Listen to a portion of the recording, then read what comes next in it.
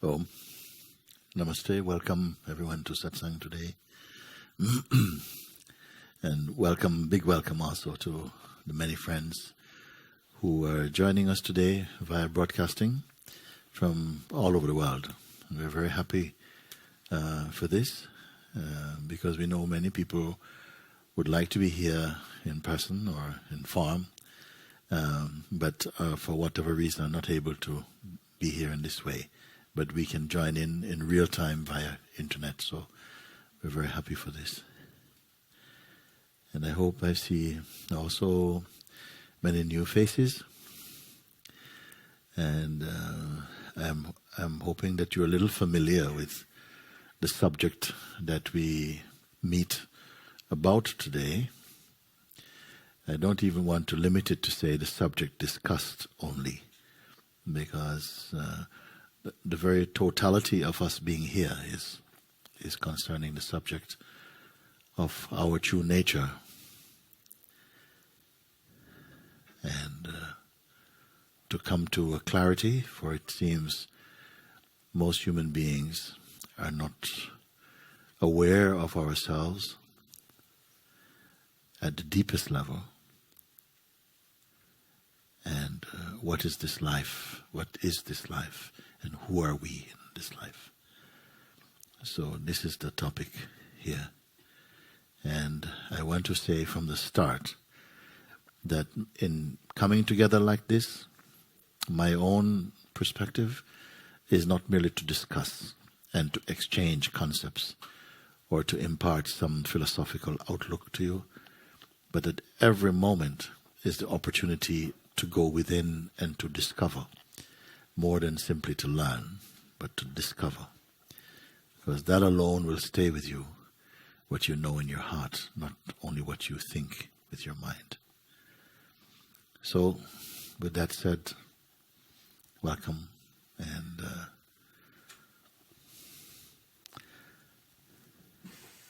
very, very good. Okay, you come in for me. Right. Very good. Good to see you. Come.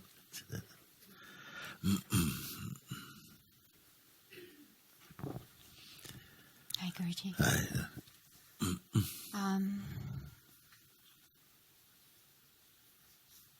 There's a sense of a huge effort going on. Yes. And at the same time it's seen, yet at the same time somehow the seeing doesn't seem to make the effort any less somehow. The effort is for what? You say there's a huge effort going on. So the effort is for what? Is to be. There's an effort to be. Without the effort to be, what are you? What are you up to? I know it sounds crazy. When you put it like that, yeah. Yeah. Because you must be already, no? Even to be asking the question, no? Then the effort to be is on top of the effortless being. Is there not an effortlessness about being? Or because we are referred to as human beings, no? Not human becomings. Human being, making effort to be. So I feel it's important to look into that extra. To be what? More than what beingness implies. So, you see, ever to be, it must be something that we picked up and we have not quite understood. And we must not practice something unless you have an understanding what you are doing, you know. So if you try to at least clarify, acutely what it means to practice to be, as it is understood in your own self, what it means. I mean, first of all, is it enough to be? Because everyone know they are. Everybody knows they are. You know the feeling I am, I exist.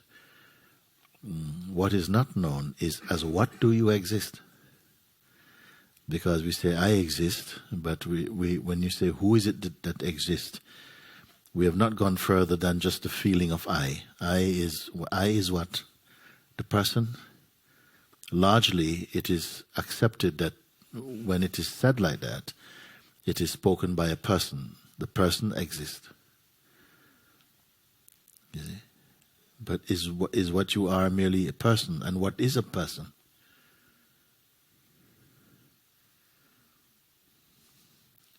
If you are 30 years old, 25, 30, 40, have you been consistently the same person?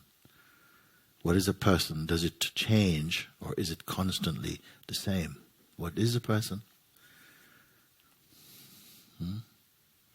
Is it one thing but keeps on changing? Or is it never just fixed? It's always changeful. And memory make it seem as though it's one, but it's always changing. What is it a person, you see? Even to look into this alone, it's going to be of some interest or some value for you. Because we say many things, but haven't looked deeply into what we're saying. We only seem to understand superficially, because if you are from Portugal, you learn to speak Portuguese very naturally. And you inherit words from other people and from your environment without having to look deeply into them. And if some word is important, it must be the I. The I word must be the most important, because other words cannot happen until the I word is there. Because every time you speak something, you say, I think this thing, or I want, or I choose, I remember, I used to do this, I want to do, I. It's behind every utterance, every statement, even thought is behind each thought. I think, remember, I remember. Breathe even, I breathe. Have you ever seen an I breathing? It will claim even that. The breathing is happening by itself. When you're in deep sleep, breathing is going on. Nobody says I breathe. But the I takes even this. I breathe. So it's important, as you will come to see more and more, if you want to go more into the subject of your own reality, you will have to find out what I is.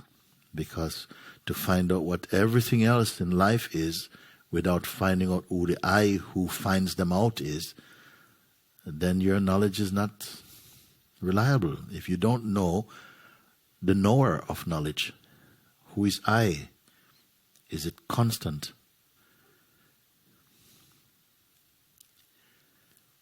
Now, some of you may have come and think, well, our subject would have been discussed in another way. Like, is yoga good? Or, I've done this type of thing and I'm going to go to India. Would you advise me to go to this ashram? I said, listen, who is your I? And, I was not ready for that. I am me. I am... and you start to describe you or try to define you, and all you're talking about is your body. I am 25 years old. The body is 25 years old. I'm a woman. We can see that as a female. And everything we speak almost is about our body. Are we merely our bodies? So I like to start at the fundamental things. If we understand the fundamental things, then all the other things will fall into place. If your foundation is no good, then your building will be suspect. And of all foundations, the I foundation is the most important. We all say I, but what do we understood or feel or take I to be? You see, I and being, they are synonymous somehow. Even the feeling I am Is there anyone here who can get through a day without feeling I am? You see, everyone refers to themselves as I. I is our natural name, actually. And yet nobody gave it to you. I is our natural name, and yet nobody gave it to you. No parent have named their child, you shall be called I. Then the child grow up and they say that this child will be called John. And the child seems to grow up and says, I am John. But I is not John. We need to find what I is. So if we can clear only this up, it will touch into a place within ourselves that I'm sure it will be, you will say, yes, it was worth it just to look into just this thing. Rather than go university, study all the things, or study astronomy, study astrology, study politics, study biology, study geography, study religion. If I say, study your I, if you know your I, then you'll know the others, because they came out of I. Without I, they are meaningless. And nobody has gone, in no curriculum, in no university you see the subject is I. Nobody discusses it. Nobody looks into it. Only those regarded as the sages in the human kingdom, the Buddhas and the Christs and so on, the Shivas and so on, understood the power of I, the truth of I.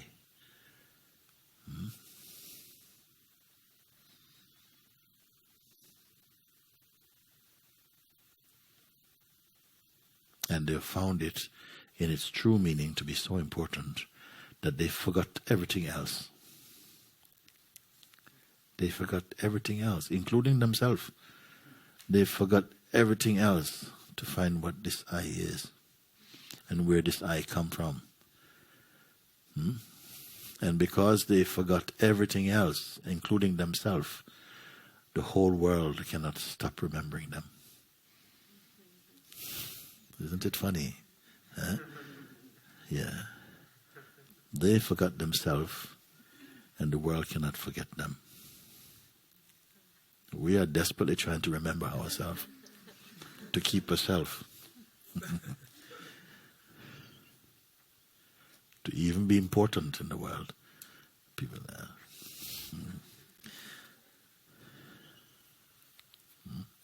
Why do we get onto this subject?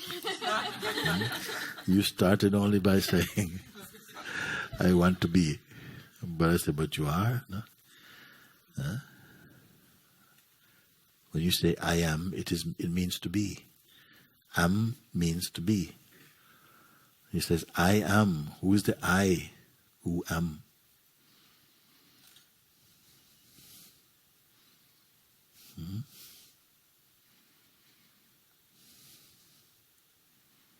Can you imagine? We know so many subjects. There's no other species on this planet that has studied like the human being.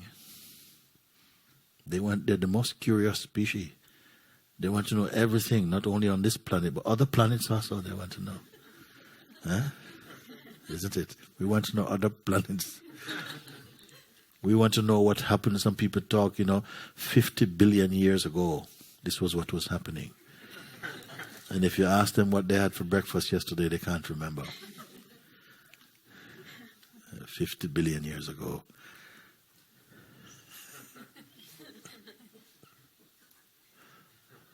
There's a joke somewhere in this, I think. Huh? Who is the I that am? What is it? If am means to be, what does I mean? What is it?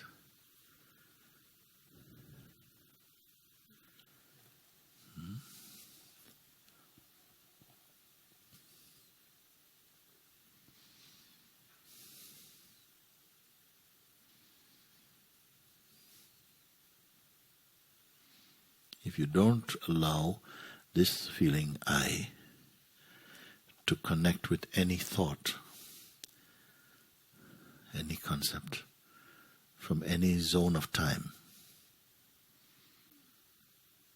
it is there. What is it? We can do now. We can find out now. Huh?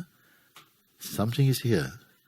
If it is not connected with anything from any language, any word, any concept, any belief, any form, because it perceives everything.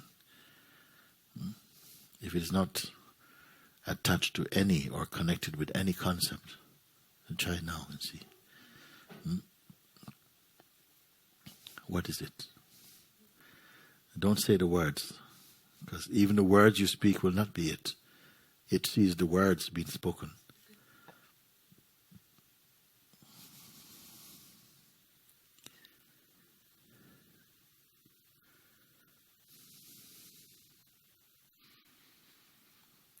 It observes the breath even. It sees seeing. It perceives perceiving.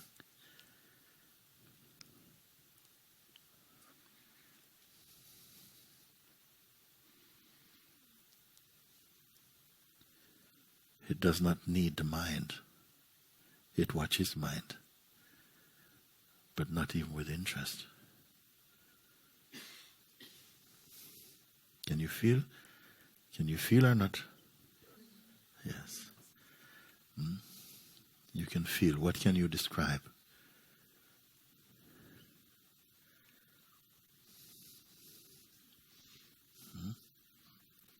Everything comes after. First, the I must arise. If you wake up this morning at 7 o'clock, at 6:59, where were you? What could you discuss? What was your name?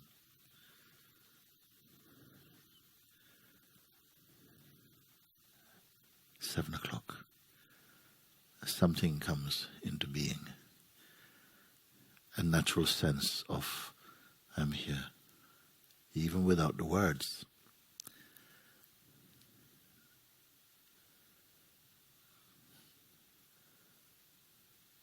It is the first to arise. No? You cannot perceive the sense of you before the sense of I. First, the sense of I must be there. This knowledge, this consciousness, I am, must be there first. Then the sense of you or other or world can come. So it is, you can say it is the firstborn of consciousness. The feeling, I am.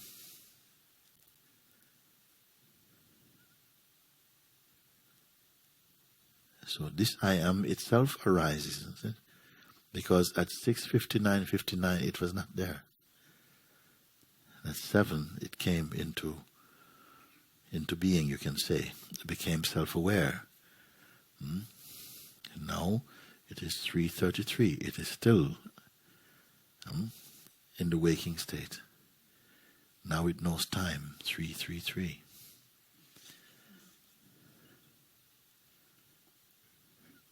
But can anything know it?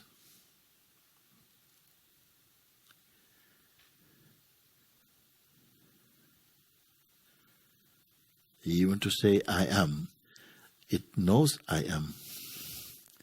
It perceives the sense I am, the thought I am. It perceives the thought you and world and late and breakfast and everything else it is perceiving. But does it have a shape? Breakfast this morning is muesli. The body consumes. Enjoyment takes place and is perceived to take place. Satisfaction or dissatisfaction also arises and is perceived to arise from the place of I. That is a kind of weakness, a kind of a weaknessing of what is arising.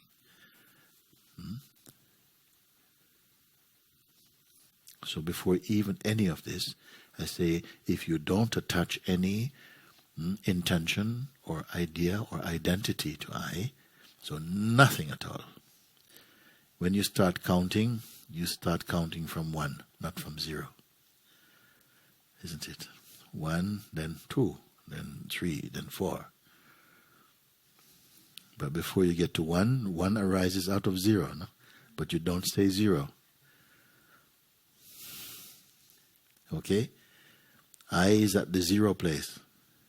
It watches 1 happen, and 2, and 3, and 4, and 5, isn't it? So don't touch 1. Are you or are you not? Am I on this or what? Okay, you're here? Oh, thank you. So you don't touch 1, you're here, no? Okay? You naturally know you are. You don't need a mirror to know you are. You know you are. Supposing someone was having operation and you were in some coma, or you wake up, suddenly become awake, and there's nothing to see, nothing to touch or to feel or to measure, nothing at all to perceive.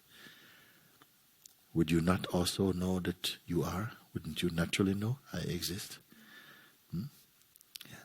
As what do you exist? First feel, then say. Do now. Don't hold on to anything.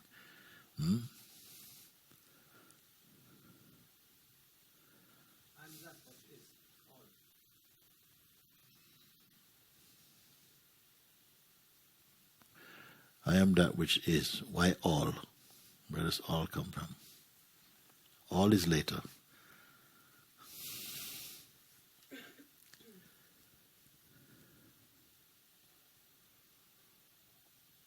You can feel. I gave example last week, and I'm going to repeat this week because many are new, and I think it is worth to share. Once we were making one guided meditation, we're recording a guided meditation, where you see, and then at some point I was listening to a guided meditation, and there was a period of silence, no? And the silence, I remember that the silence was longer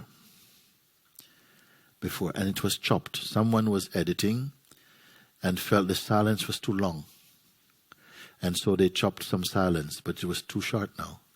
Okay? So they wanted to put back some silence. Okay?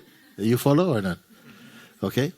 So what they did was they just recorded blank, some digital silence. They put some digital silence, okay? Then we played. And you can discern the real silence from the digital silence, isn't it? Because the real silence has an atmosphere.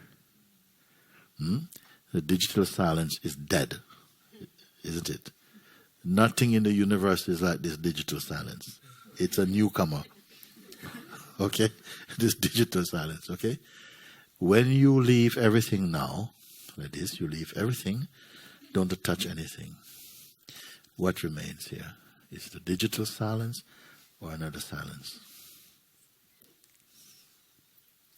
Feel your being. What are you perceiving? Is it sound? Is it form? Because I didn't ask you to suppress your senses. I said, don't be attached to them. Leave everything. Yeah, because senses you can perceive also. So don't identify. Don't say I am the hearing. I am the seeing. No. Don't touch anything at all. What is here? It is not a thought. Go beyond thought. Don't touch any thought.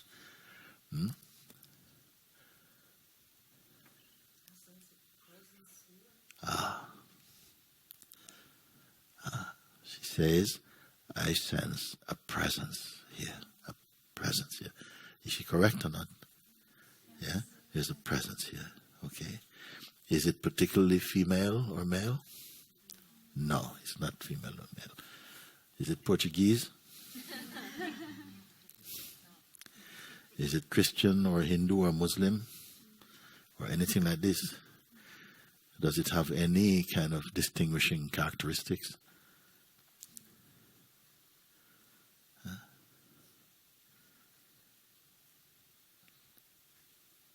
So this presence, which has no data, has no other quality.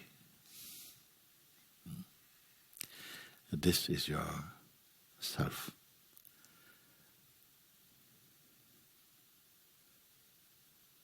When you're conscious. This is the self of the waking state. You can say like this. This is your dynamic being. This is the seed being.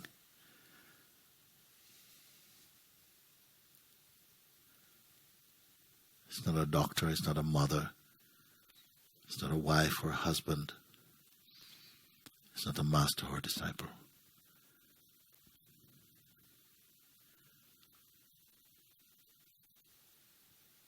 It's not red or blue or pink. It has no size and no shape.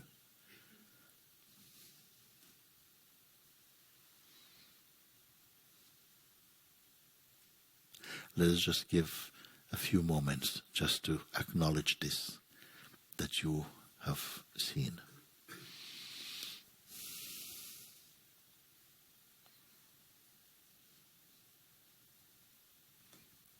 Does it know time? Is it affected by time?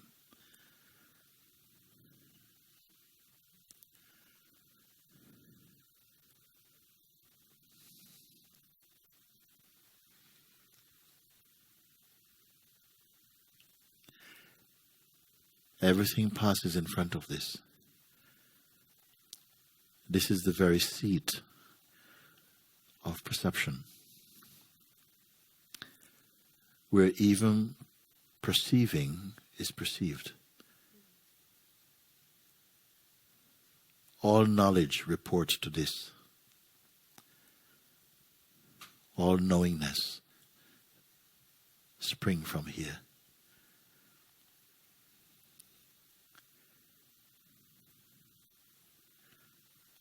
This is where witnessing of the existence is taking place.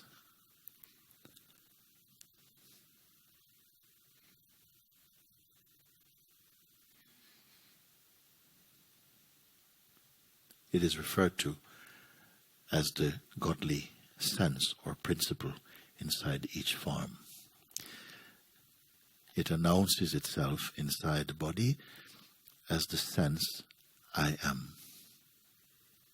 It knows it is.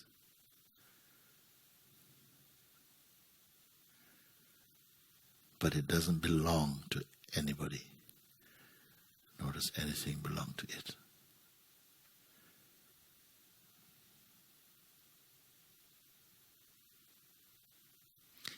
As you become aware of it, notice your inner state.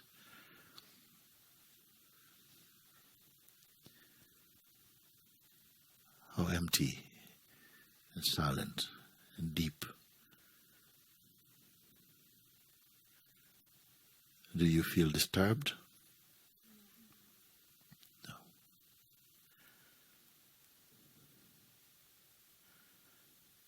Do you feel alienation? No. Do you feel separation? No. That's because you are resting inside your own being.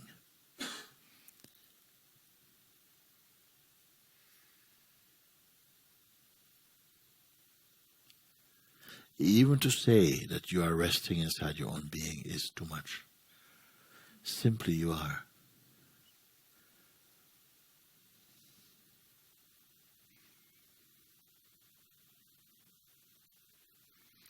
Now, does it take any effort? Forgive me for taking so long to answer your question.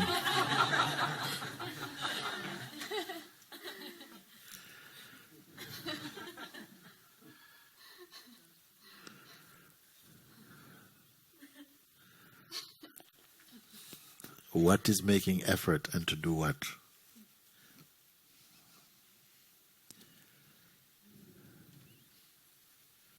It's the person, the Yeah. identity with the person. Yeah, and could we clearly, because I've heard about this person. I think it's the same guy showing up all over the Same one. world, no? But I want to meet this person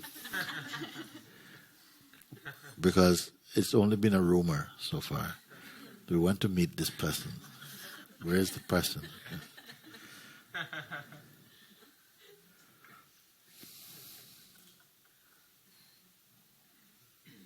What is it made out of, the person? Is it the same as this, the effortless one? Is it the same as the sense of presence? The person? No. No. Okay. There's a mixture of belief, like really a strong belief Yes. of this person or identity that wants to get the presence somehow. Yes. Yeah. But the presence is there already, isn't it? Yes. How can the person have the presence? You tell me. Doesn't make any sense. Which is the greater, the presence or the person? It's the presence. Yeah. And everything comes from that. There's Yes. the seeing of that. Oh, okay. And at the same time, this other, Where did the person come from? from the presence, Yes. Okay. from the source. Yes. And you are? The presence. Okay. What does it want? Doesn't want anything.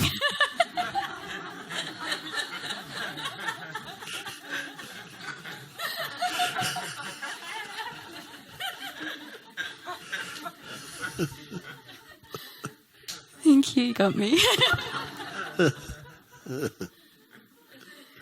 But does the show end there or no? We have to look, no? Because we look for the person because the person wants a lot of things and the person invited, please speak for yourself, okay? Because the presence doesn't want anything, but we hear that person wants a lot of things. Will the person please stand up?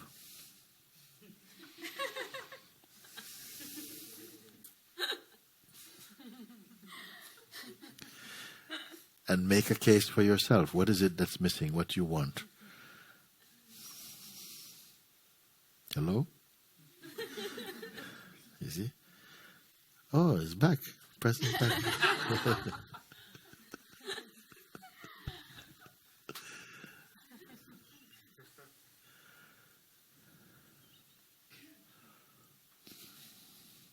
Is there two? How many people are living in this house?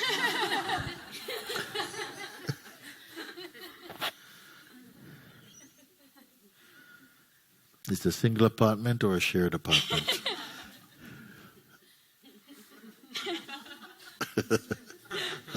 Two eyes or something? Why is it still like going on? You know this. Okay, so this is what we want to find out. First of all, very few people have had the chance, the opportunity to really have a sense or to really recognize or acknowledge or come to a place where you are in the direct experience of presence. So presence and you become the same thing. It's the same thing. Okay? You just have and you are. Now, when the presence disappears, please put your hand up and say, the presence has gone. Only the person is here now. Okay? Okay? Anytime we're here, when the presence just goes or vanish, noisily or quietly, and you become aware of it, just say, up, sorry, presence is gone. Another person. Okay? Like that. So we want to know, why is the person still persisting after you came and you looked and you say, I asked you, this sense of presence is here. Is it shared? Is it a shared accommodation? Is it in there with something else called a person? Did you answer this question? In this house of being, or this house of... It seems to be mixed. Mixed with? The presence with the person. Okay. What would notice this?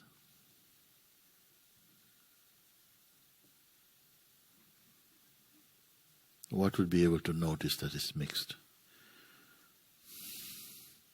That's another one again, no? Huh? Or the presence itself, the awareness. The awareness. Can I listened to you say something. Is the presence mixed?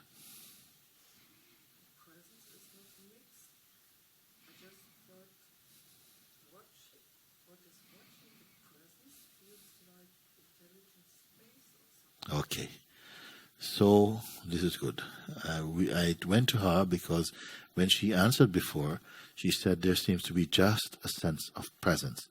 She didn't say, I think there's a sense of presence. Your tone told me you are affirming and confirming there's a sense of presence. But when I asked the question, what is aware of presence? Is there an awareness even of presence? And you say, actually, there seems to be something like a kind of an intelligence in which even presence is seen. Would that be true?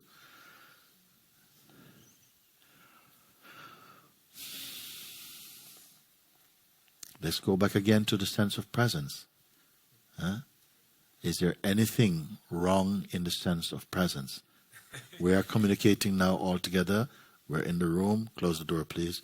Nobody out. Please answer this question. Is there anything wrong or missing with the state of presence? You alone can answer this question now, because you don't have any textbook in front of you. What did you say? No. Nothing. Yeah, nothing is wrong with it. So it is quite good. It's quite happy. What is the environment of presence like? How do you feel? You feel well, or you feel... Just presence now. So, in spite of feeling very, very well, there is even something beyond, it seems, presence, in which even presence itself is perceived. At least someone in this room knows it, or sense it. Then that's behind presence. What about in front of presence?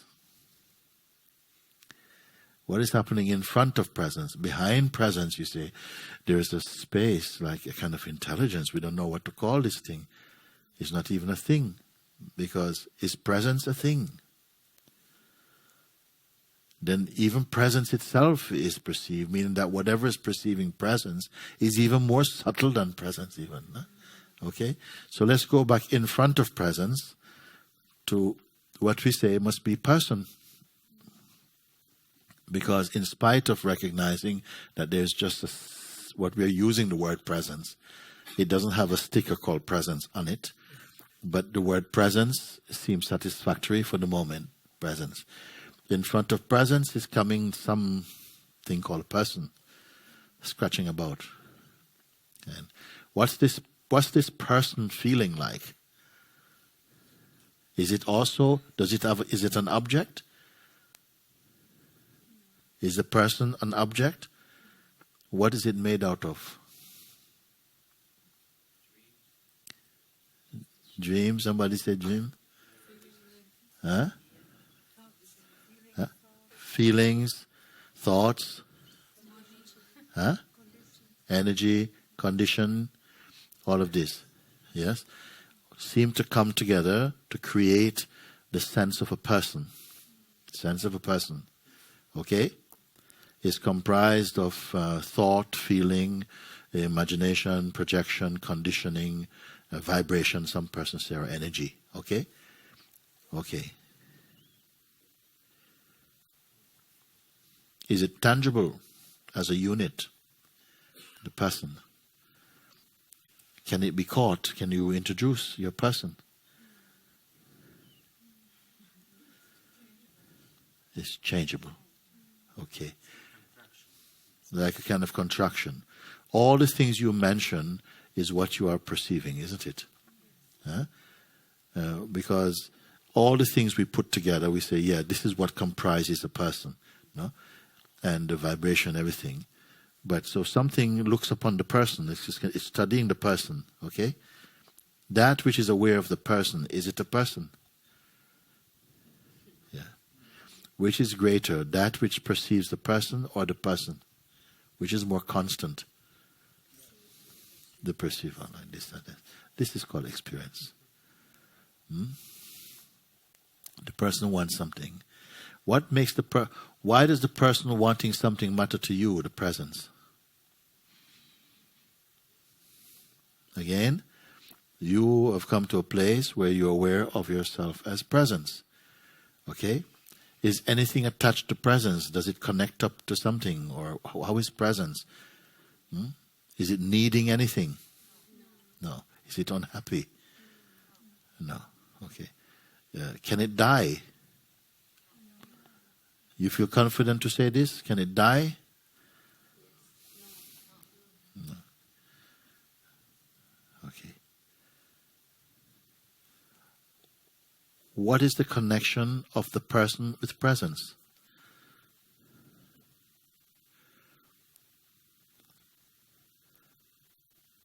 When you say I, what are you indicating, the person or the presence?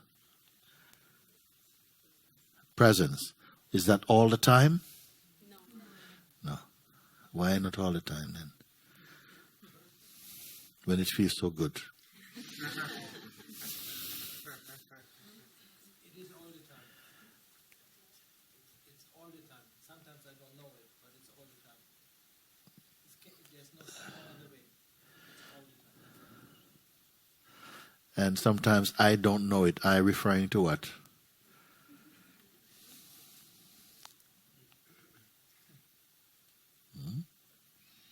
Please look, because we don't have to speculate now, because we are actually in the experience itself. When you're in the experience, you don't speculate. You simply share. You can simply observe, isn't it?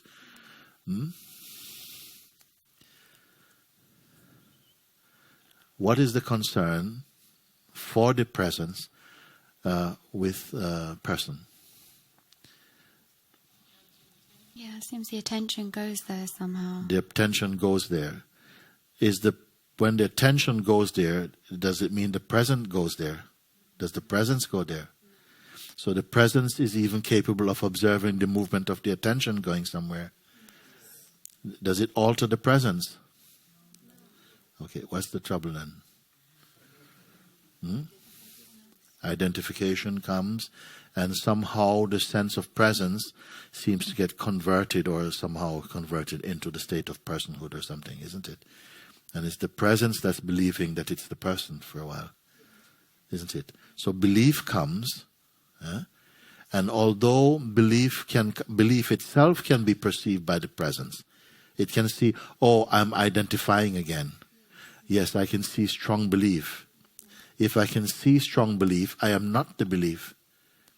So the belief, when believed in, must give some effect happen to the presence, whereby it goes into some kind of hypnosis and gets converted into the state of person. Yeah. Is that absolutely this happen? No. So there is some sense of going in and out of focus. So sometimes it feels I'm not a person, and oh, my life is so terrible. When it goes back into presence, it goes, oh my God, thank you, I feel so good. Om Namah Shivaya. When it goes back into person, oh my, I don't think I'm ever going to get this. I don't think I'm worthy enough. I don't feel like, you see, like this. So something is oscillating between the sense of person and then presence. What is it that creates attention? Attention, okay. But the presence is able to observe the attention. but not always. So what practice is to try and keep observing that when the habit, that when the attention goes and belief goes in the attention, it creates a kind of drug effect upon the presence, and the presence start to behave as a person. Okay? When the presence becomes self-conscious, that it is always capable of watching, okay, then that delusion doesn't happen. That hypnosis doesn't happen. When the consciousness keeps on being conscious of consciousness, after a while, it doesn't have to do it anymore. And the sleep is over.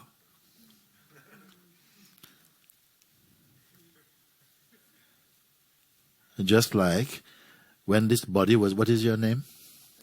Priya. When this body was born, the name Priya or any other name didn't come on the forehead. God is sending you, I'm sending you Priya. Yeah? The body came empty, no name, and somebody thought about, what should we call this one? Whatever, no? So their name was decided. Also, name can change, religion can change, belief can change. But there's something that cannot change. And there is something that changes. Body is changing. Thoughts are changing. The perceiving of thoughts changing is there. Spirituality, or the search for truth, begins when there's consciousness that you can observe without identifying. And when you observe without identifying, a space opens up inside and you begin to feel very well and very unattached. And this detachment itself is a great joy. How to get to that stage then? How to get to what stage? The stage where you are not troubled. Yes. Yes. Yes. All the time. So again, you must ask, where are you asking this question from? From what state are you asking? So you are only asking this state from the identified state, isn't it? No, but you must be aware of it. You see? Otherwise, you're just taking your questions for granted and you're not using it. When you say, so how can I get to that state of presence? But you were there just a second ago. The consciousness, what you were just talking about, the consciousness being conscious of. Yes. At first, it is due to habit. The habit, repetitive, of associating with the body, that I am the body.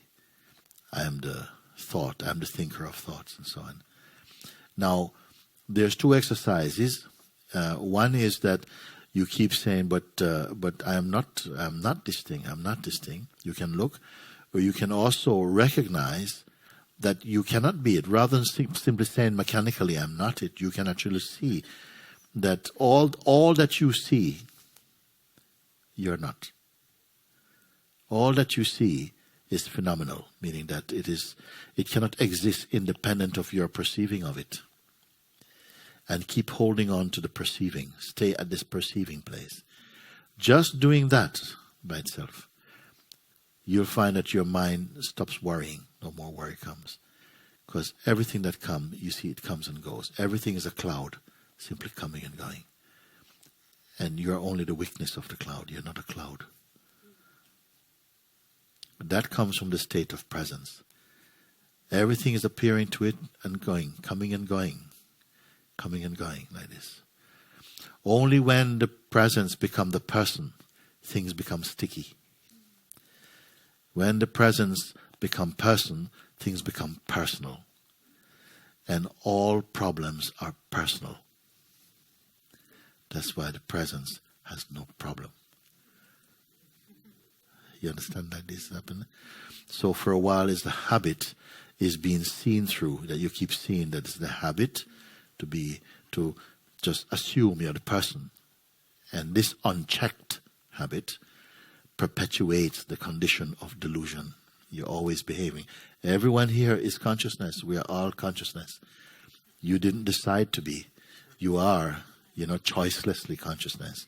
But what happened is that it was not encouraged in life that we should be self-conscious in the proper way. we became psychologically self-conscious, meaning that you become over-conscious of being a person. And that is a very insecure state. This is why we're not comfortable with each other. True self-consciousness is to be aware that you are the presence, not the person. You see? So when you speak, oh yes, I'm going to go and do this, and what I think, and some people can keep it up for a very, very long time. You know? And I went this, and she said this to me, and I really didn't like it. I told her this, and I'm still going to get you, and I'm not going to resign. And if you listen, you can say, this is all coming from the I am the body, I am the person idea. And yet it's same using the same I. You see? Because I say this, God says, I am. The devil also says, I am. The ego says, I am. So, is it the same thing? And yet, somehow, we are also using the words, I am, mostly to mean I am the body. When your I am becomes I am consciousness or I am presence, your whole world will change. Your whole way of experiencing your life existence will change. Mostly we are speaking on the basis, I am the body, I am the person. Now that you are made conscious of it, you will begin to notice your parents are doing it, your teachers are doing it, our employers, your students, everybody, children are doing it, everybody, you are doing it. We all speak from the basis of I am a person. Are we obliged to speak, I am the body? Is it something that's unavoidable? Or is it just habit? You need to find out. What is important is that there's an awareness that the sense I am a person is not a fact. It's fiction, in fact. The fact is, this fictional person is perceived from the state of presence, but you're not conscious enough that you're presence because of the habit of louder reflex to keep on going back to the position of the person. Now, when you come to satsang like this, and we are in this environment, the charge of consciousness is the highest state of consciousness. When you're in the field of a higher state of consciousness, automatically your environment internally becomes higher in a state of consciousness, and so you are experiencing the feeling or the state of presence much more easily. Because nothing here is promoting person. And when you're not in the space where you are promoting person, how well you feel. You see? Now, did you create this state of presence? No, it is here. It has always been here. It's the background. You can say like this for the moment. It's the background state. Whereby you understand the feeling of personhood. It like this, something will go, as you have demonstrated also. Because you are very clearly in a state of presence without any, are you making any effort to be present? Is anybody making any effort? Are you saying any mantra? I am presence, I'm presence, to be present? You are naturally in a state of presence, isn't it? The mind at the moment is not liking this at all. Maybe like that, no? Because its food is I am the person. The I am the person mode is hungry for a bit of gossip, a bit of chat, a bit of chit-chat, a bit of nonsense, a bit of this type of stuff. It's a habit. It's like athlete's foot, hitching. So sometimes you have to give the mind a bit of doggy food. Get back into that state. But as you become more accustomed to being in the higher state of your own self, it's not of someone else's self, it's your own self. How well you feel naturally. You're in the height of your own being. You're in the Himalayas of your own being. How did you do it? What exercise did you do? What gymnastics did you do? Nothing at all. Just you're made aware that there's a space inside you can look from, which normally you're not accustomed to looking from. Then for a while, it seems it's very difficult to be in a state of presence. Right? Because the mind is saying, how can I go up there? I can't stay. I go back into being the person who says, oh yes, give me another smoke.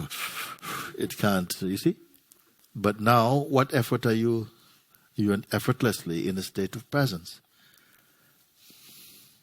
Then it has been said here in this room, but there seems to be a space within which even presence itself is perceived. Now, I wasn't expecting we'll go there so quick. And yet going there means nothing because there's no distance.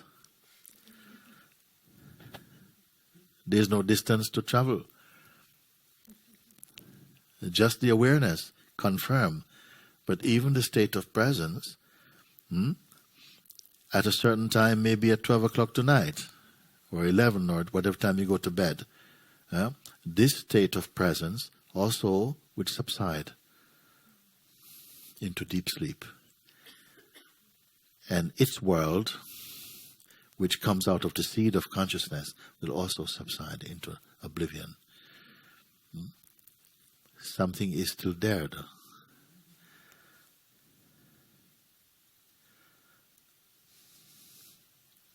If you are at a state of presence and this presence subsides, it means that you're finished.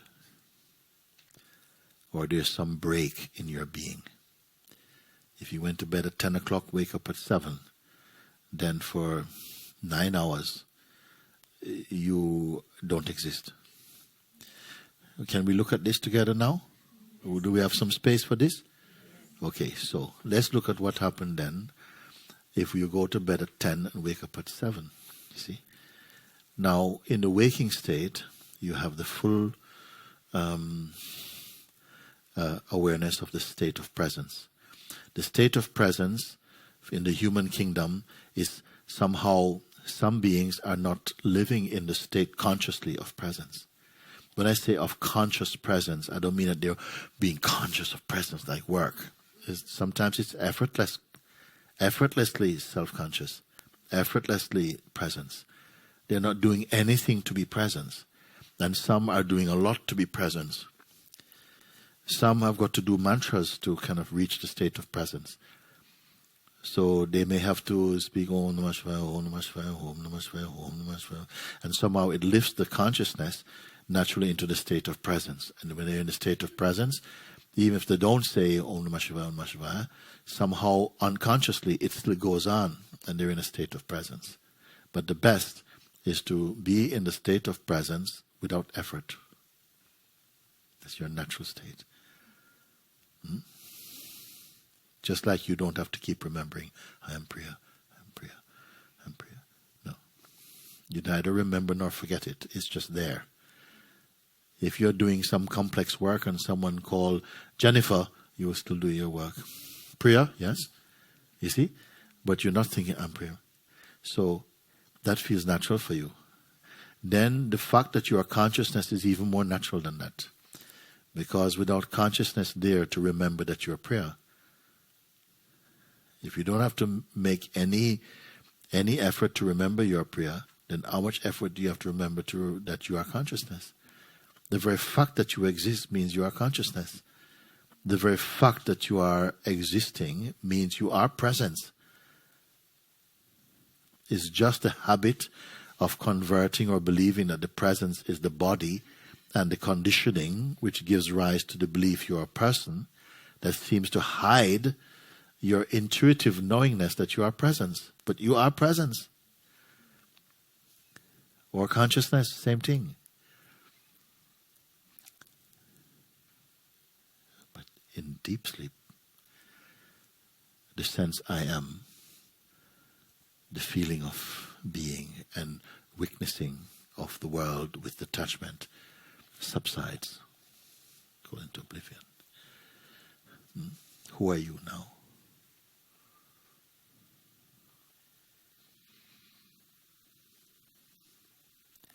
when you're in the state of presence, when I ask you, please, can you describe yourself as presence, what will you say?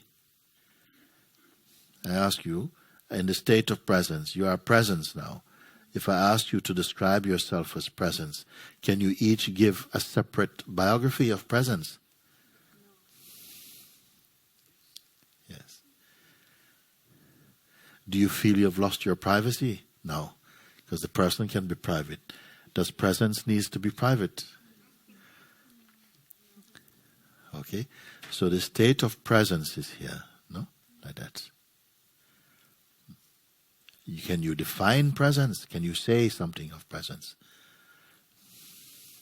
I can say something. From this state of presence, it says, the perfume of this presence is peace and a natural joy and an intuitive knowingness that something here is eternal. It has no beginning or ending. It has no form. This is what I call the perfume of the presence. Does the presence have any weight or size? Can we say, please? Does the sense of presence have any weight or size? Do you have to speculate to know this? No, you know it directly, isn't it? Okay. When you go to sleep, because presence somehow causes witnessing to happen. So you're observing of the world, of names and forms and different beings and time and so on, takes place or occurs to the presence, but the presence is not particularly doing anything. It is the beingness itself, isn't it? All right? But in deep sleep, witnessing of the world is not there. So even the sense of presence, which is the witness of the manifest world, that functioning also subsides. What remained then?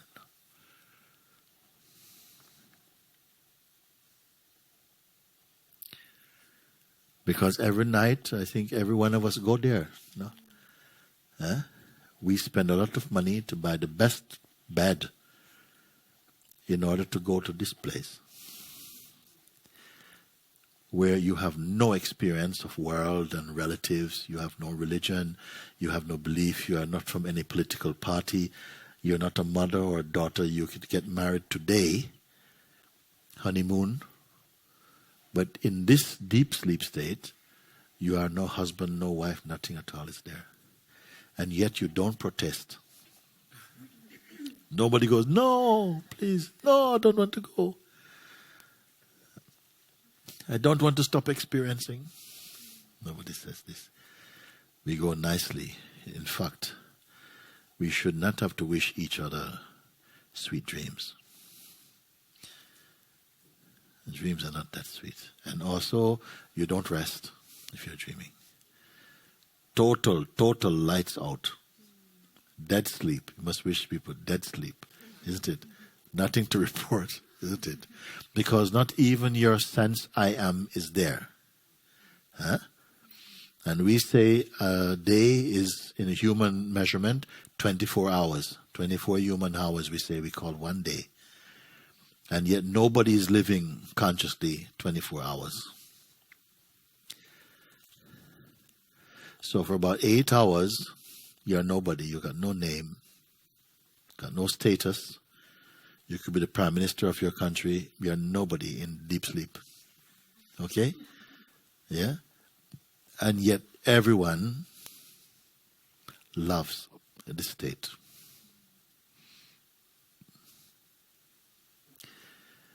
You enjoy sleep or not? Yes. And yet who are you in sleep? So therefore you enjoy being nothing, isn't it?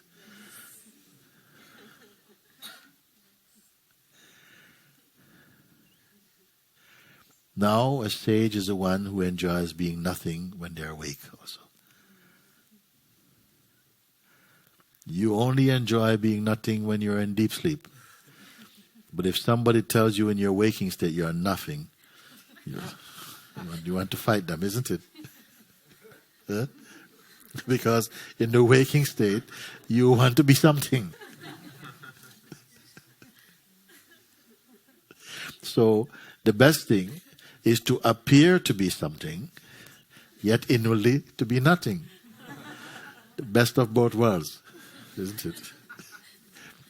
Because if you tell anyone in the world you are nothing, you're not going to go very far. Okay? Because everybody just wants to be something. So you don't have to put yourself into difficulty. You can say, what do you do? I say, I am a doctor and so and so. What do you do? Yes, I'm so and so and so. Because they keep them happy. But inside, you stay as nothing.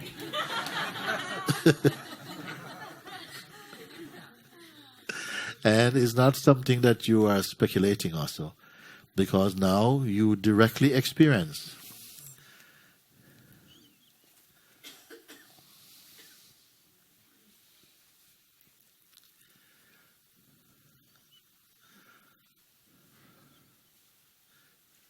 Someone in Sangha say, thank you for allowing me to be nothing.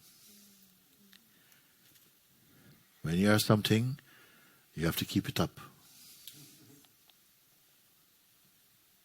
One time one woman, she says, oh, Mooji Baba, I love to see you because when I talk with you, you always sympathize. Now, if I was to accept this, every time she comes to talk to me, I have to sympathize. And that's the pressure I don't want to keep up. Yeah? Just to accept this compliment, you always understand. I say, sometimes I don't understand. Yeah? You always are on my side. No. Sometimes I'm not on your side. What you want to do to accept, oh yes, I am always on your side. Then you always have to be something. So the one who wants to be nothing, they call him wise. Was that one they call Socrates or something? He says, I know nothing. The one knows nothing. Just like in deep sleep, I know nothing. They call him wisest man, wise man. Why they call someone who admits they know nothing wise? Therefore, the one who call Socrates wise must themselves be wise. Isn't it? They must know, listen, you don't know it, so you are wise. Well, you must be wise to know that, isn't it? And then the whole world accept that Socrates is wise for knowing nothing, so they must also be wise, isn't it? Or are we all pretending by that time? I don't know. They say he knows nothing and that means wise, so that is. I don't think anybody here does. Yeah. Do you know him? I don't know him. I never met the guy.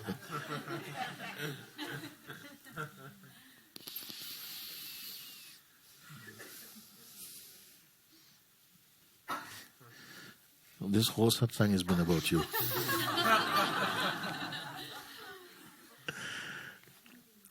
This is what has triggered all of this. It's been worth it or not so far?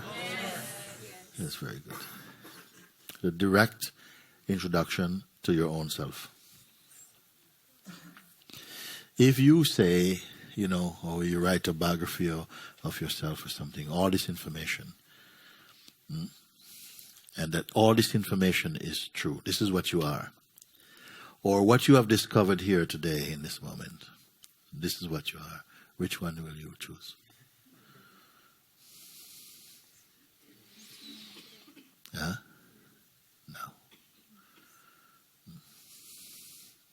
Which one will you show your boss?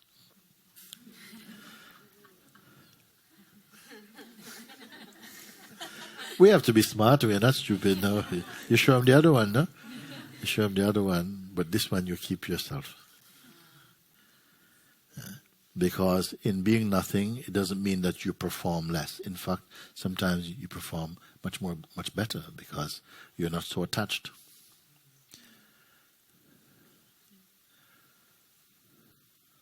You're not working for reputation.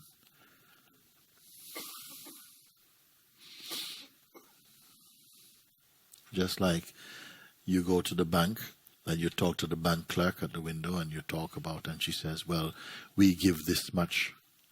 And here, well, we will give you that, and talk about, as though it's her money, but it's not her money personally at all. You see? In the same way we speak, I did this and I am doing that, but inside it's not quite so. And this is why you'll find amongst many people who have reached a certain stage of awakening, they can tell you, I am, in a way, I'm sharing, but I'm not sharing. I'm giving, but not giving. Something appears to be giving, but inside, behind this, there's neither giving nor receiving.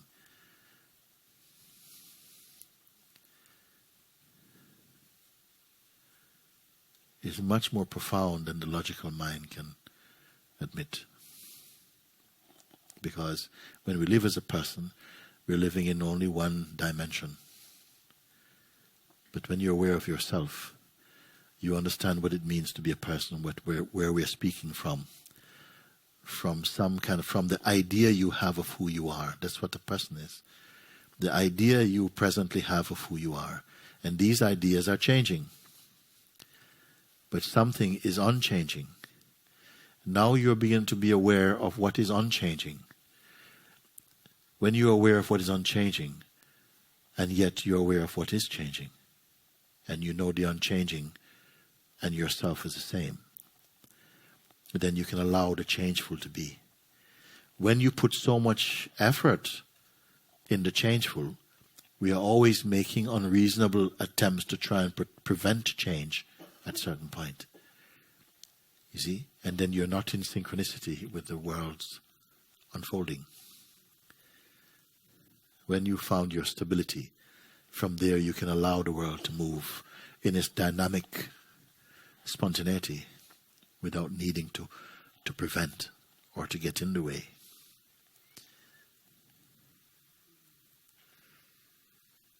Has anyone lost presence since we've been talking? Has presence departed somewhere? Here, somebody said yes? Where, who? Which one? The presence went. So the absence is speaking.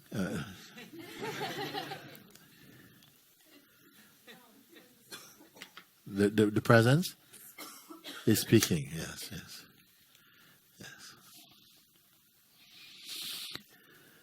The presence can be without the person, but the person cannot be without the presence. Please stop and see if this is true. The person is the constant within the waking state. The presence is the constant relative to the person. The person is the variable. It comes in and out of the picture. Underlying the person is the presence. The presence can be without the person, but the person cannot be without the presence. Yourself is like space. Our mind is like wind. The wind needs space to move about. The wind seems restless. The wind moves, but the space does not move.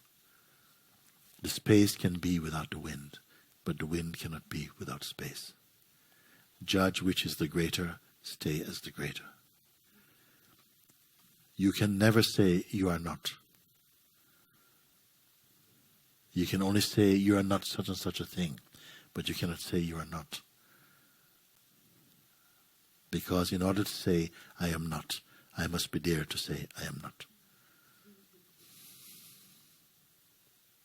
Therefore, the sense I am, it is complete relative to the person. The person says many things. I am this, I am that, I want this, I want that, I did this, I did that, and so on.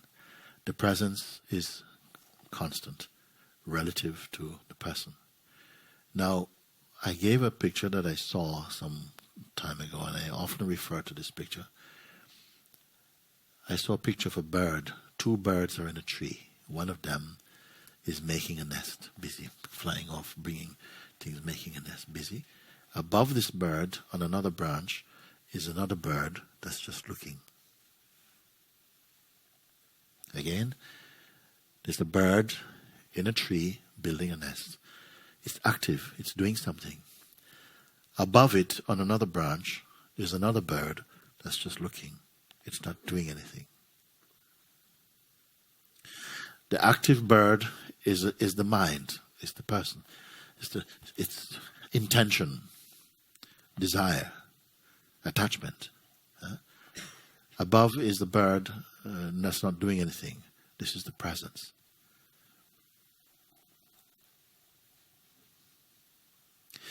I'm only talking about aspects of one thing. You see? The active bird that's moving about is our dynamic activity. The passive bird is the state of presence, from where witnessing of the activity is taking place. Are we aware of this or not? Just like you can feel the sense of a headache coming and getting stronger and then going, and you know you're not the headache at any point. So you experience feelings and emotions coming and going, knowing you're not them. It is only when we believe I am the body, I am this particular body, and the conditioning that arose for this body. When I believe this, I can believe other conditioning that come on top of this easily. When you become aware of the sense of presence, that it simply is, it's not on the way to somewhere. Feel this now. Like a vastness, a silence, is much bigger than your body. You are not something that's stuffed inside this body as far as your fingertips and as high as your head. From the perspective of presence or consciousness, you can say, I am in the body, but you can also say, the body is in me. In fact, all bodies are in me. Everything I see is in me as consciousness. But if I believe I'm only the body, I feel, well, only what I can see. But I'm always apart. Everything appears inside consciousness. Just like a movie is watched only on the screen on which it's projected. Beyond the screen it is not. In the same way, we are perceiving on the screen of consciousness. The difference is that this is a three-dimensional screen in which we also play a part as this person moving in it. At a certain point, you are able to perceive without the identity or the belief that you are a person. There's only functioning. Now, it may sound a bit cold, because we feel that the person brings heat and passion to something. But as you become aware of presence again, please do that now. Is presence cold? No. You see? So, do you give anything to an experience by being personal? And is an experience less by being presence? Does it benefit by being personal in your experiencing? No. Yes. So the same thing has happened. The same function, the sight and the senses are functioning in front of presence, just as it appears to be functioning in front of the person, isn't it? But experience is different. The person experiences and is also capable of observing, but the difference is the person is observing with self-interest. The presence merely observes. It wants nothing. It lacks nothing. It wants nothing because it lacks nothing. It is a state of completeness. Can you verify this for yourself or not? Yes. Thank you. This is called a direct experience. I'm not asking you to believe something, isn't it? But you can see now from your own direct self how it feels for you, and you can speak for yourself, not from what you have read from a book. You're seeing now, and you are corresponding with life in real time with the universe. You don't have to go to the past to answer any question I'm speaking. Because the consciousness, unlike the person, the consciousness does not rely on past. The person is obsessed with past. It is always bringing things back from memory, from past. And you said this last week, and you said you'd do this. The presence does not need any of this because it is the complete state. Can you see? Can you verify or not? Yeah, very good.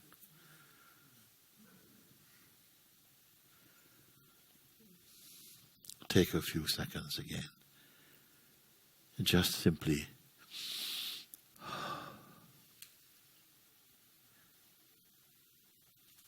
marinating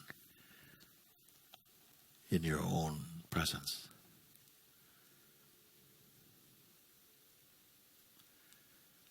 Neither doing nor undoing. Nothing to change or to fix or to heal. Nowhere to go. Nowhere to leave.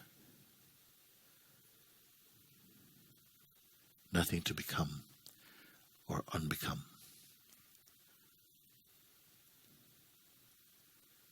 Beyond need. Beyond desire. Beyond fear.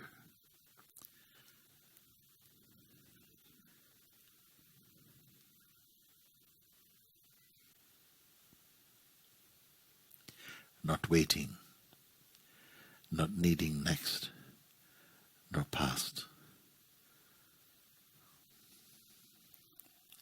Not supported by any concept, not affected by any concept. Pure awareness.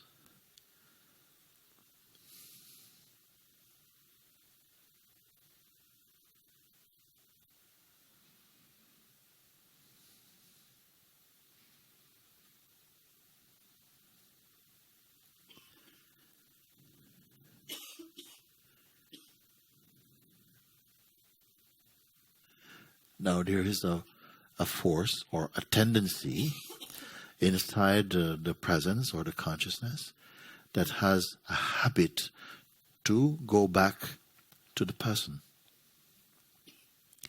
to relate from the person, and to hold your attention on trivial things.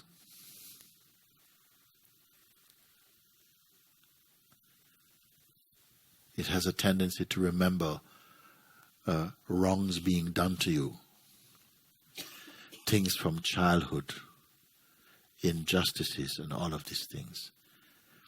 But it does not serve your truth. It only keeps you feeling personal. Are you aware of this tendency? Yes. Okay? Don't worry. They are there from habit. You simply keep acknowledging the presence and that the person is a construct. The person comes and goes. The person is the needy self. The presence is complete and whole. You're always looking from the person. The person is the greater. The presence is the greater. The person is the lesser. Again, the presence is the greater. It is the constant relative to the person which is coming in and out and is only an apparition, only a kind of ghost. Now you're aware now of the state of presence. The presence cannot be sick. It cannot get better. It does not have good days or bad days. It is always perfect. Can you confirm for yourself? Yes. So, for first time for many people, you can speak something from your own heart, from your own self, without relying on something from the past, what somebody else has said, what's something that you believe. You can speak directly from the state of presence.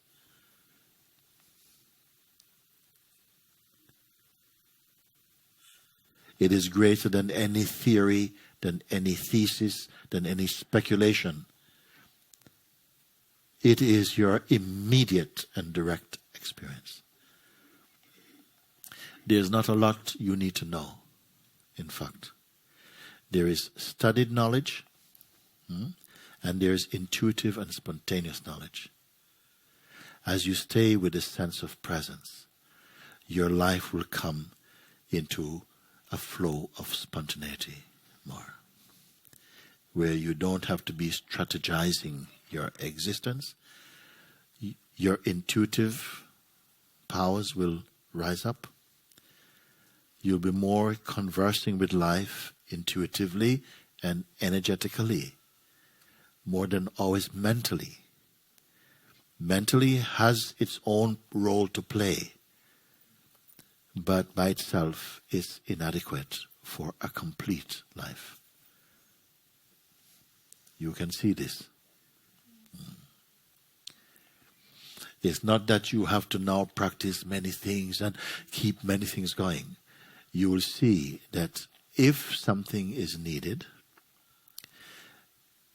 it comes into play at the appropriate time. All you do is keep staying in the position of presence.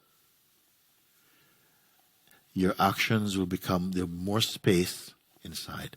Now as you look from presence, do you feel any claustrophobia at all? No. Always it is space. There's a spaciousness there. The personhood state is quite contracting. It's always tight. You see? One of our modern diseases is a lack of inner space. But it's only because we're living life too personally. From the state of presence, you're not living life personally. The person is only a mask that is worn for a short time by the state of presence. The mask is not what the presence is.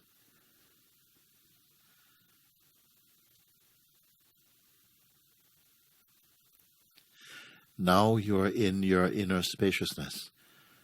Even this spaciousness is not quite inner. It's got no dimension. Inner, outer, it's beyond this, in fact.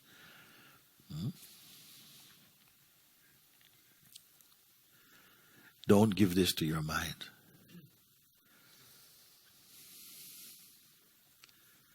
Don't try to capture with your mind. There's nothing you need to capture.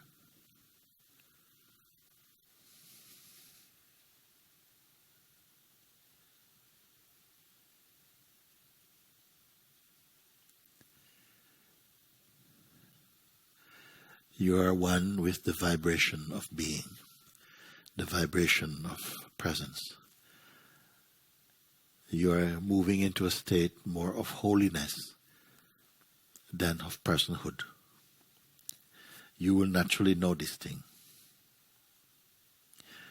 You feel lighter. You may have a feeling you know nothing. This is a very healthy state of being. Do not be afraid.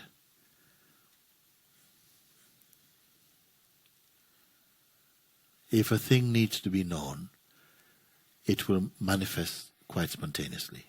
You will notice this. If it doesn't manifest, simply keep quiet.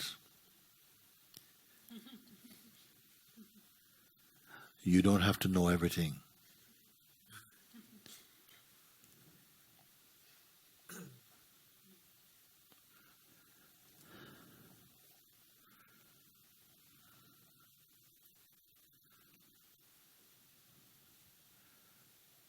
I'm very pleased with the way this time has gone today. That we are focused in such a simple way. We have not picked up any domestic questions. We have not talked about... Have you noticed? And we have not talked about this thing and lots of problems and so on. Simply focusing on the sense of being. We didn't go somewhere to get the being. We didn't rent it from somewhere. It is always here. from within your own self, without turning to the left or to the right, up or down. You are in direct oneness with yourself.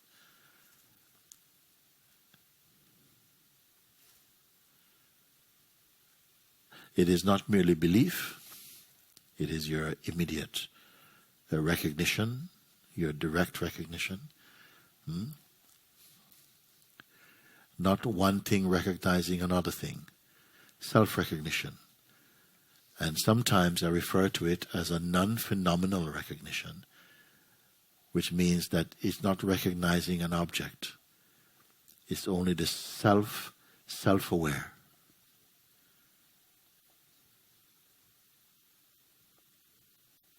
Spiritual knowledge is not about amassing lofty spiritual or philosophical concepts. Amazingly, it's not about concepts. So maybe the word knowledge is not the true word, or maybe in this context it's the only true word. To know means to be, where knowing and being are the same. If knowing and being are not the same, if knowledge and beingness is not the same, knowledge itself is only phenomenal. It's only information. You are more than information. You are not information. Spirit, presence, being.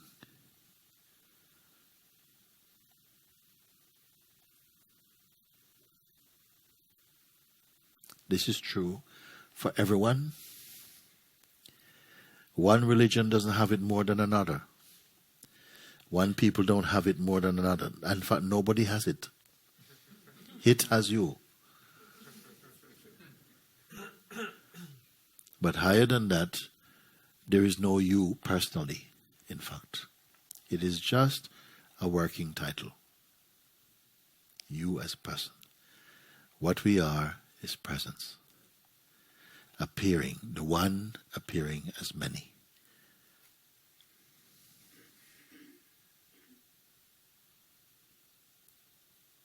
The many recognizing it is one.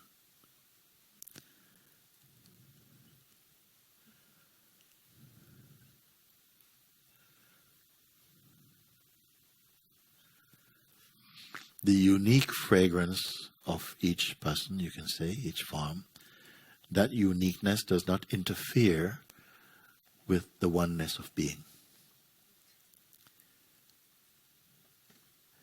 In fact, it only sings its magnificence. That even on one flower, each petal is unique. So consciousness in each form expresses uniquely, yet one common source. Consciousness is our language and our being. Consciousness conversing with consciousness about consciousness.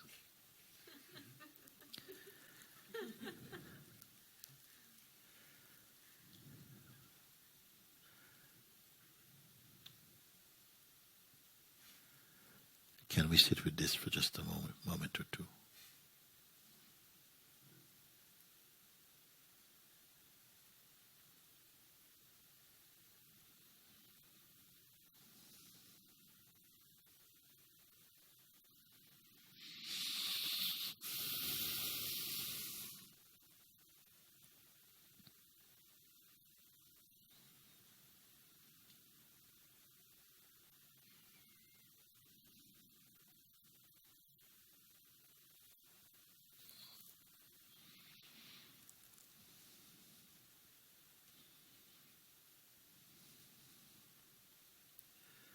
Notice that as we are sitting here, wherever you find yourself,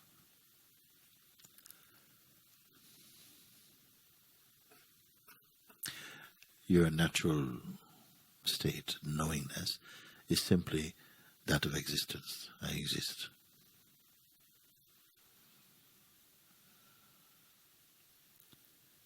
No effort needs to be made. No striving. Simply, you are. More information is not required. This sense I am is not information.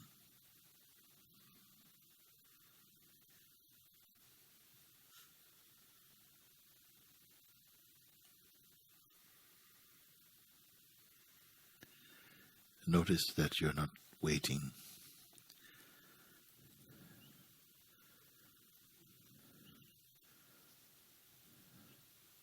Nothing, no event or object or action can make you more you.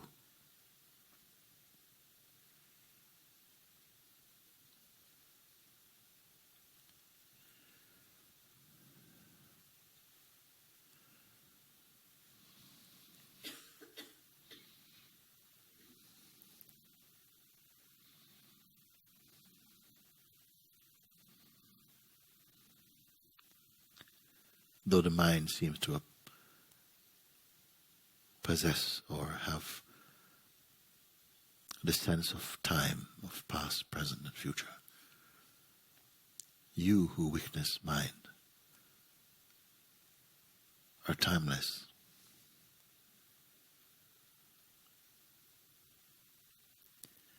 Beyond all categories.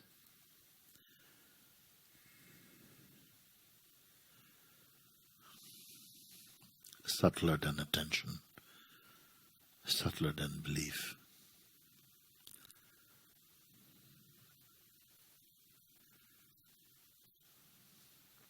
Subtler than all concepts, subtler than space even, for space is perceived in you. Nothing defines your being, nor confine it.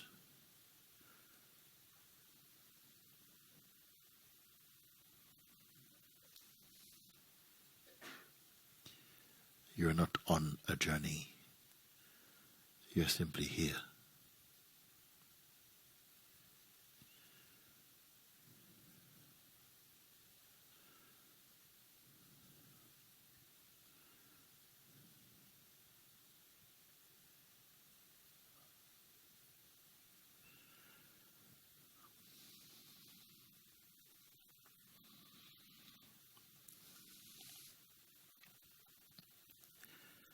Not waiting, not expecting.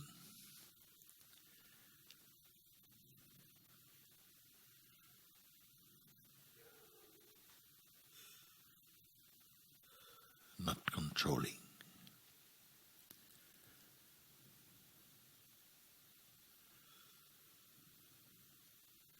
Not receiving, not giving.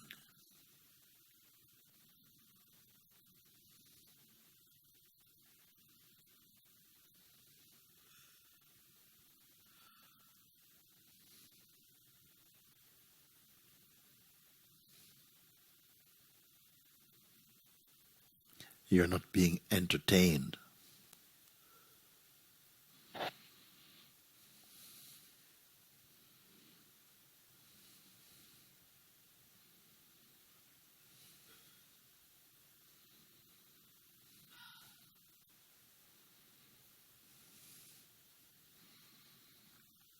You're not seeking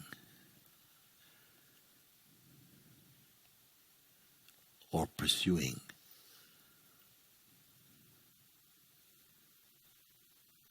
Simply you are. And there's no pressure in this. Notice this. No anxiety. No drama.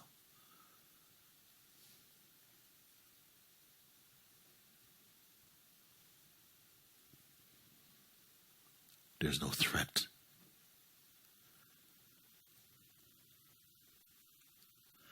There is no threat.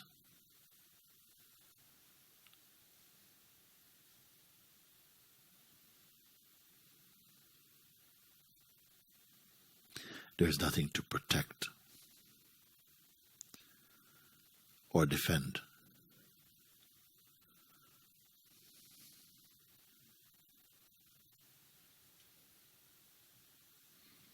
Totally empty, silent. You're not imagining this. There's no need to imagine anything at all, nor to move your mind.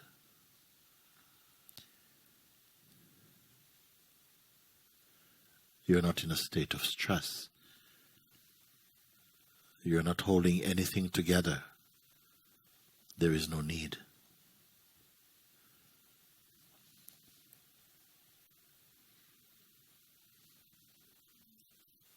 Effortless, complete.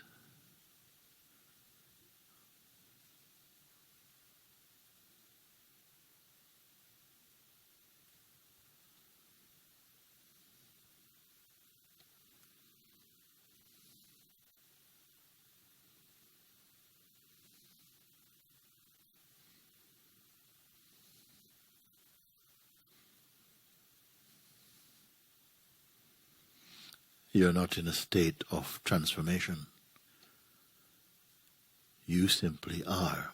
Acknowledge this. Recognize this.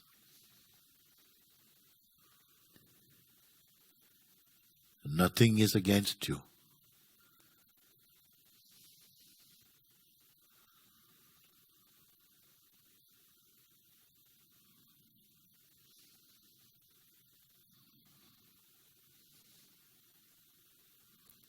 Mind is not your enemy.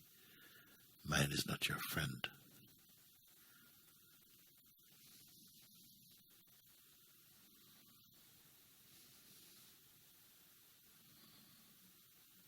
You're neither sociable nor unsociable.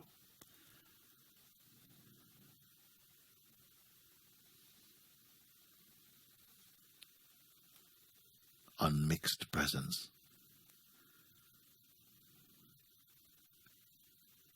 Timelessly complete.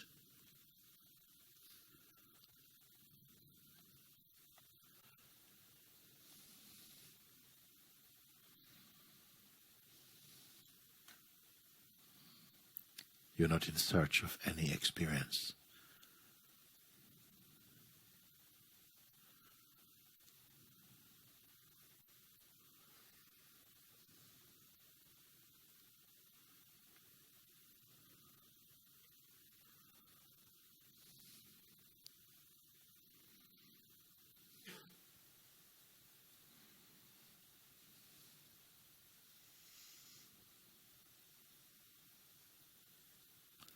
Like space, you're everywhere.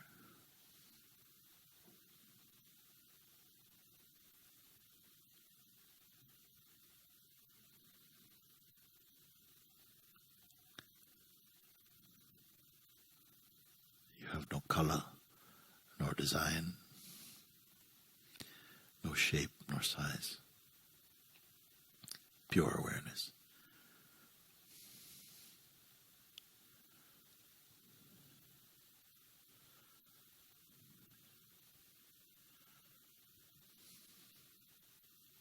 This body is merely a vessel, a house, a temple, that you reside for a time.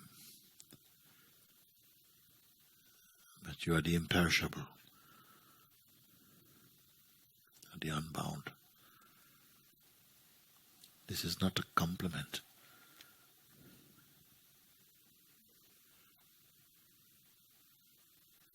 A reminder.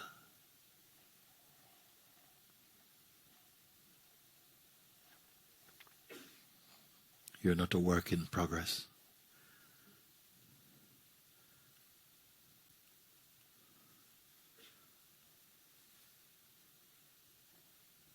Stay as awareness.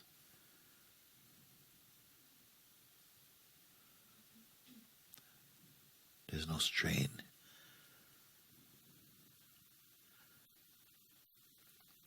There's no suffering. except that which is offered through your mind when you identify personally.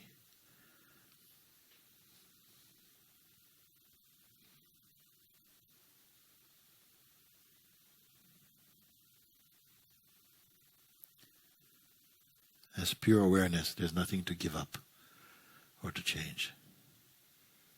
There never was. Nothing sticks to you.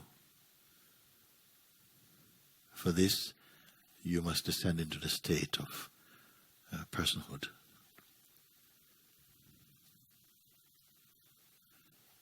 Every sensation, every thought, every feeling is merely like a cloud that's floating in the infinite expanse of space.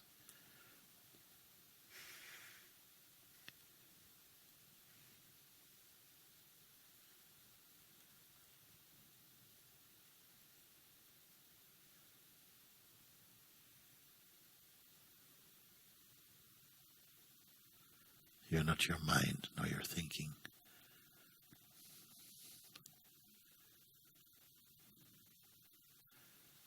Neither are you offended by them.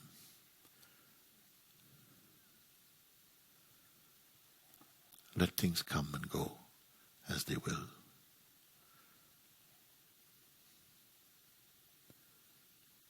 You cannot go because you never came.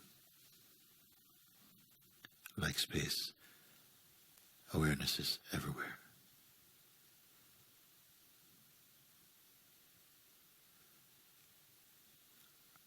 Remember and know this deep inside your being.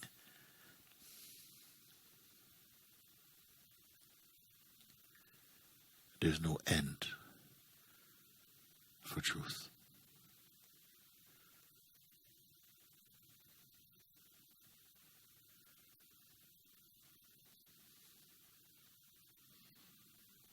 You're neither a good story nor a bad story.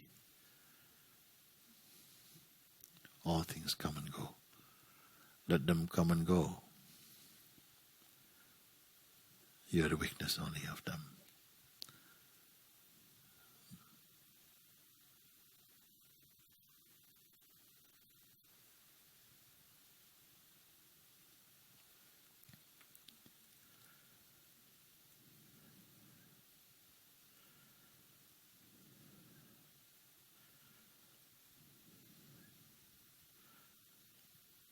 How you felt yesterday and how you feel today has got nothing to do with what you are.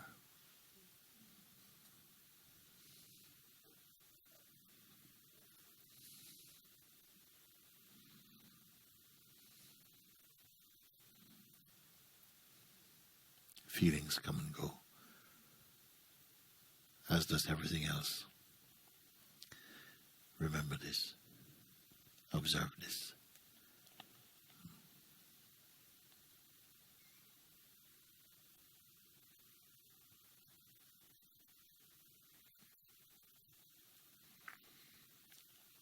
Do not attempt to define yourself,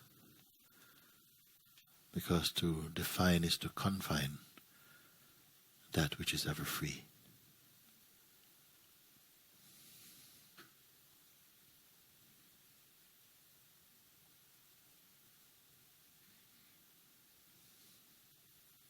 Happiness is your nature, not something you should find. It is what you are.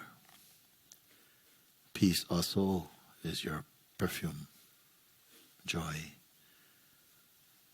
love.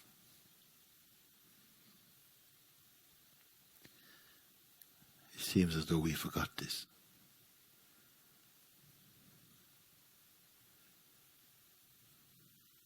They don't return merely by remembering, but by recognizing.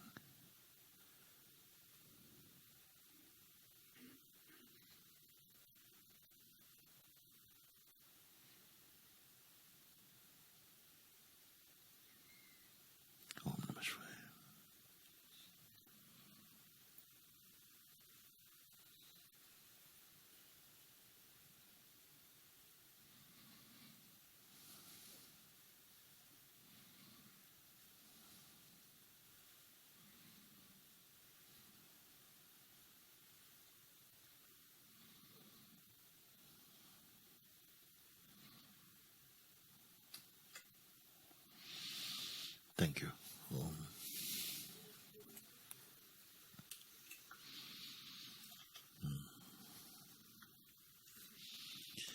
Okay. To close for this part of the satsang, will somebody come? We have someone to come. We are going to have some music just for a few minutes. Thank you.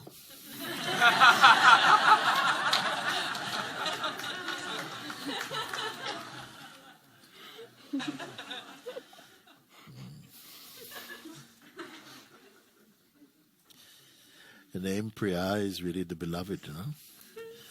All this was about the beloved.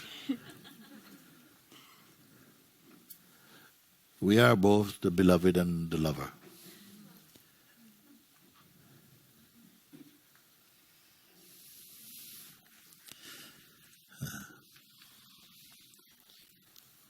Very good.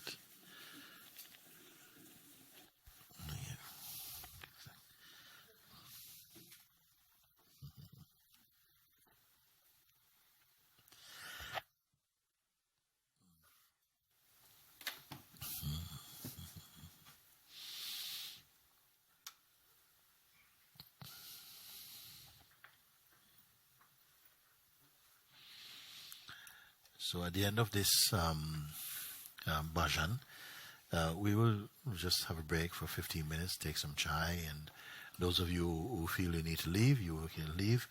We will come back, and the second part of the satsang today is usually offered up for reading through some of the mails that are sent each week, each day, to myself.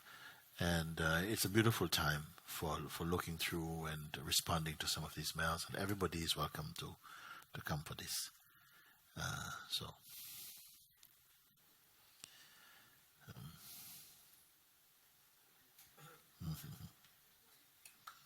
Thank you.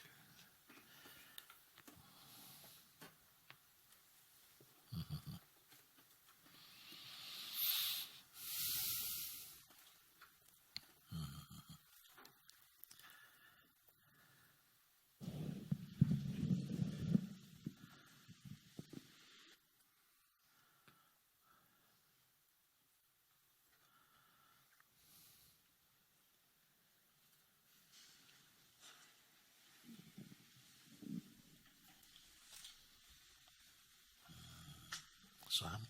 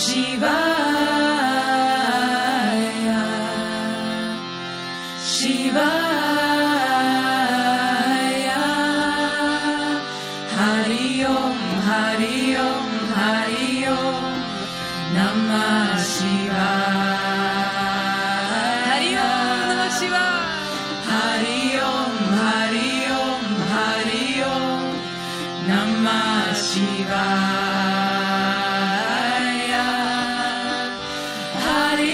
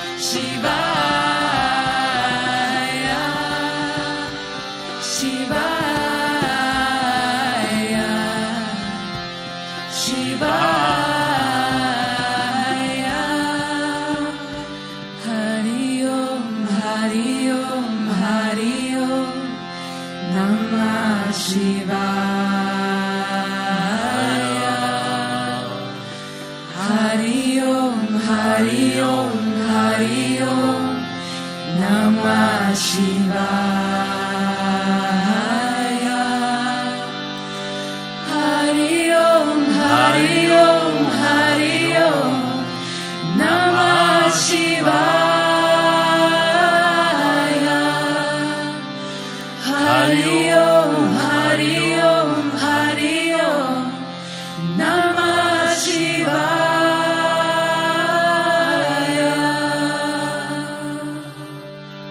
Om Shri Sadguru Ramana ki, Papaji ki, Shri Buddha ki, Shri Yogi Rama Sarat Kumar ki, Shri Christ ki, Shri Anandamayi Ma ki, Sahaja ki.